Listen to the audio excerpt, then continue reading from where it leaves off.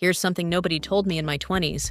The decisions you make at the dinner table right now are quietly deciding how strong, how independent, and how alive you're going to feel at 50, 60, and beyond.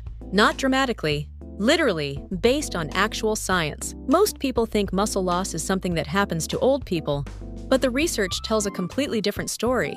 Muscle loss, sarcopenia, starts as early as your 30s. Some studies suggest even your late 20s. And once it starts, it doesn't wait for you to notice. Here's the good news: you don't have to be in a gym to protect yourself. A huge part of this battle is fought in the kitchen. And that's exactly what we're talking about today. Let me give you the numbers first.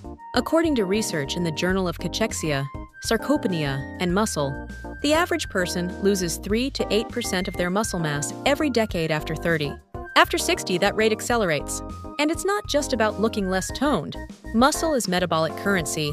It stabilizes your blood sugar, protects your joints, keeps your energy consistent, and literally communicates with your brain and immune system through chemical signals called myokines.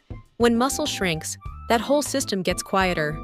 A 2022 study from the American Journal of Clinical Nutrition linked lower muscle mass to significantly higher risks of cardiovascular disease, type 2 diabetes, and cognitive decline. And a study across 22 countries published in The Lancet found protein deficiency is far more widespread than people realize, not just in developing nations, but in cities, middle-class households, people eating 3 meals a day who genuinely think they're fine. The protein conversation. You cannot have this conversation without protein. It's the raw material your body uses to rebuild and maintain muscle. But here's what most people get wrong. It's not just how much you eat, it's when and what kind. The official RDA is 0.8 grams per kilogram of body weight. But a 2017 meta-analysis in the British Journal of Sports Medicine found that number is too low for anyone over 35, trying to preserve muscle, and that 1.2 to 1.6 grams per kilogram is far more effective. For a 70-kilogram person, that's the difference between 56 grams of protein a day and up to 112. That's not a small gap. Distribution matters too. A study from the Journal of Nutrition found that spreading protein evenly across 3 meals was significantly more effective for muscle protein synthesis than eating the same total concentrated in 1 or 2, which honestly describes how a lot of people eat. Light breakfast, medium lunch, and basically all their protein at dinner. That pattern isn't working as hard for your muscles as it could be. In practice, it means every meal needs a real protein source. Eggs, Greek yogurt, legumes, fish, tofu, tempeh. These aren't just healthy foods. They're structural investments. Leucine. Within the protein conversation, one amino acid deserves special attention: leucine. It's essentially the trigger for muscle protein synthesis. And not all protein sources carry the same leucine content.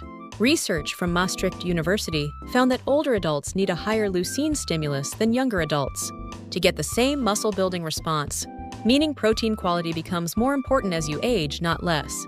Animal proteins like eggs, dairy, and fish are naturally high in leucine. But if you're plant-based, which describes hundreds of millions of people globally, you can still get there. Soy protein has a leucine profile comparable to many animal sources, and combining legumes with whole grains throughout the day builds a solid amino acid picture. The point isn't to follow one specific diet. It's to understand that your muscles are either building or breaking down multiple times a day, and what you eat decides which direction they go. Hey, if you're finding this useful, hit that like button right now. It helps evidence-based content like this reach more people, and I genuinely put the research hours in. All right, back to it. The overlooked nutrients. Protein gets all the headlines, but a few other nutrients are working quietly in the background. And when they're missing, even good protein intake won't fully protect you. Vitamin D first. A 2021 meta-analysis in nutrients covering over 4,000 participants found a consistent link between low vitamin D and reduced muscle strength and mass. Over 1 billion people worldwide are deficient. If you're in Europe, much of Asia, or anywhere with limited winter sun, your dietary intake becomes critical. Fatty fish, egg yolks, and fortified foods are your main sources. Then omega-3s.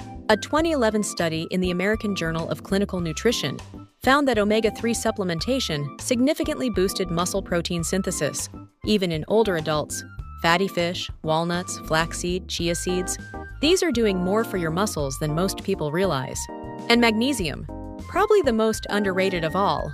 Research in the American Journal of Epidemiology found higher magnesium intake was independently linked to greater muscle strength across all age groups. Leafy greens, nuts, seeds, whole grains, dark chocolate. Most people in developed nations still aren't getting enough. Creatine inflammation.